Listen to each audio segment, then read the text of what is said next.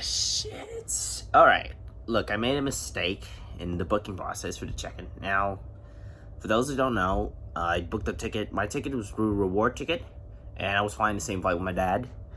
And I was planning to book together until I got an update. Vietnam Airlines swapped the A350 configuration for VN213 for tomorrow. I am very not sure how this is going to happen. I didn't plan this to happen. I didn't know it was going to happen. Yep, that's me. I'm a little bit in the slight concern and, a bit of panic on what happened because I booked my ticket through the award ticket, which is the business class up to Hanoi and the economy back down. So I fly with my dad in the same flight until the airline delayed the flight by an hour, which is like 2 something p.m. departure. And of course, they swapped my jet. So here we go. Hey everyone, welcome back to another awesome trip report. Today, after enjoying cake and coffee, we headed to Noi Bai Airport, passing by the Yatan Bridge, and we arrived at Terminal 1, where all domestic departures flying in. The line for check-in is absolutely crowded. There's like so many flights from Vietnam Airlines crowded in there after we checked in. And during the check-in process, I kind of made a tiny mistake during the process because both me and my dad's tickets have different PNRs because he flies early and I fly a little bit later. So check-in took a little bit longer, but after which everything is done smoothly and we head to the airside. After some spotting, I head up to gate 1 for boarding, which we will be doing on a bus boarding, which drives the bus heading through the aircraft. I didn't record much due to the fact there's so many people on it. But yeah, we arrived. Our ride today is VN-A 866. This 787-9 Dreamliner has 28 business class seats featuring the Safran Series 3 seats and 283 Collins Aerospace Pinnacle seats for economy class. My seat today is 38 kilo for today's ride down to Ho Chi Minh City. And it is a really nice seat. I've flown on the 787. Hello and welcome on board my seat. The foldable screen, which you can use when someone's reclined. A tray table, 2-folded tray table, of course. Yeah. And down here, we also have the literature items, so air sickness bag, safety card, and a magazine as well. On for this flight, legroom is really great. I'm 175, and this thing is great. A dimmable window switch, and every seat also has a coat hook as well, which is really useful for carrying jackets. And all seats does come with adjustable headrest. You can slide them up, you can move the arms if you really want to, and it is a really great addition to the seat. Of course, on the Dash 9, you also have adjustable air vents, although you cannot really move them around on the 321s, but you can just open and close what you want, and reading lights. And down the seat between the middle, there are 2 universal power outlets. After all the stuff, the crew handed out a wet towel on board. Really nice. And our aircraft is pushing back to Ho Chi Minh City as well.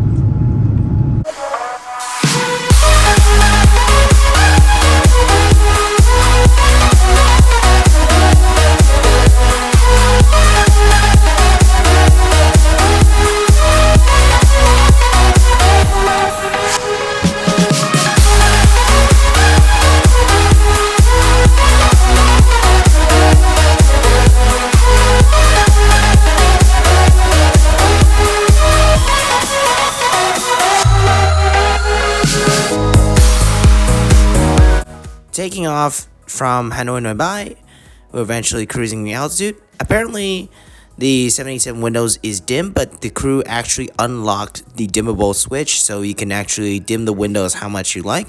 I do like these windows, although it does trap in a lot more heat at the darkest mode, so it's pretty much a pretty annoying feature as well. So yeah. Their takeoff, but I'll show you guys something. The tray table also, despite it's a 2-fold, you can also slide it out as well, closer to you, and then you can also slide it back, which is kind of normal on this Dreamliner. It's also on the 350 as well, though.